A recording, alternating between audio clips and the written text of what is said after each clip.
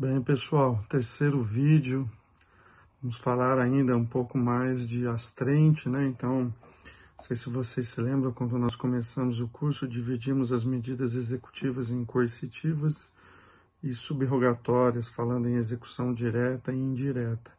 A astrente se situa lá, então, no rol das medidas coercitivas, medidas de execução indireta.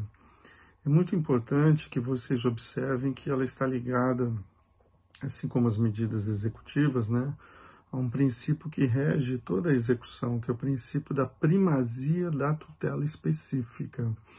Ou seja, as obrigações têm que ser cumpridas da forma como foram estipuladas. Se você converter uma obrigação de fazer em uma indenização, você não obteve uma tutela específica, mas sim uma tutela compensatória. E o objetivo na execução, o grande princípio que rege a execução, é o da primazia da tutela executiva. Todos os esforços devem ser feitos para que a obrigação seja cumprida exatamente na forma como ela foi estipulada. Vocês encontram isso no artigo 497 do Código de Processo Civil. Eu vou ler aqui para vocês. Na ação que tenha por objeto a prestação de fazer ou de não fazer, o juiz, se procedente o pedido, concederá a tutela específica.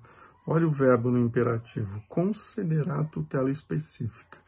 Este é o comando. Ou, se não for possível a tutela específica, né, determinará providências que assegurem a obtenção de tutela pelo resultado prático equivalente.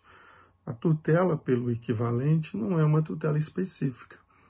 Então imagine você, não foi possível, houve um desmatamento, não foi possível reflorestar a área, vai ser paga uma indenização, não foi prestada uma tutela específica, porque não se obteve aquele resultado que era exatamente aquele que deveria ser cumprido pelo obrigado. Então, grande princípio da execução, primazia da tutela específica, né? Ainda o artigo 499 do Código de Processo. A obrigação somente será convertida em perdas e danos se o autor o requerer ou se impossível a tutela específica ou a obtenção do resultado prático equivalente. Claro, quando nós estamos falando na seara dos direitos disponíveis, se o autor não quiser a tutela específica e optar por uma indenização, isso é até aceitável. Em seara de direitos indisponíveis, não. Então, a tutela específica é mais um instrumento que tem o Poder Judiciário, né? Ou seja, essa determinação de tutela específica é importante para que o Poder Judiciário garanta o adimplemento específico das obrigações e não parta para um resultado equivalente e nem para uma indenização, que não são medidas estimuladas pelo sistema processual, né?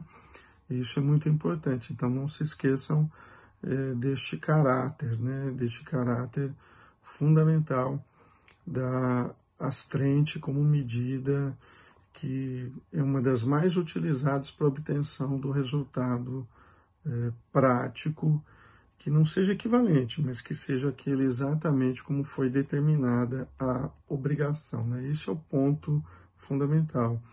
Uma outra característica que eu chamo a atenção de vocês, um artigo importante, que é legal que vocês reflitam sobre ele, é o artigo 500 do Código de Processo Civil. Ele diz que a indenização por perdas e danos dar-se-á sem prejuízo da multa fixada periodicamente para compelir o réu ao cumprimento específico da obrigação. O que quer dizer o seguinte, quando o juiz fixa uma multa para o adimplemento, ela incidiu, a multa é devida.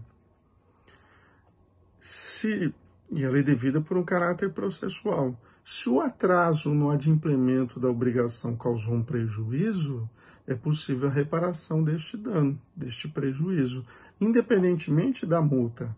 Então, a multa astrente, ela não é uma multa como outra do direito civil, uma cláusula penal indenizatória, né, no sentido de que, se não cumprir a obrigação, paga a multa e a multa já representa uma indenização das perdas e danos. Não. A astrente tem um caráter processual. Então, o sujeito cumpriu tardiamente uma obrigação, houve incidência de astrente, ele vai ter que cumprir a obrigação, vai ter que pagar as astrentes e, eventualmente, se houve dano, ele vai ter que reparar o dano decorrente do adimplemento tardio da obrigação. Esse artigo 500 é uma inovação no direito brasileiro, em termos legislativos, ele é um artigo muito interessante. Reflitam sobre ele também e pesquisem, que é um artigo fundamental para a compreensão da execução. Tá bom, pessoal? Valeu!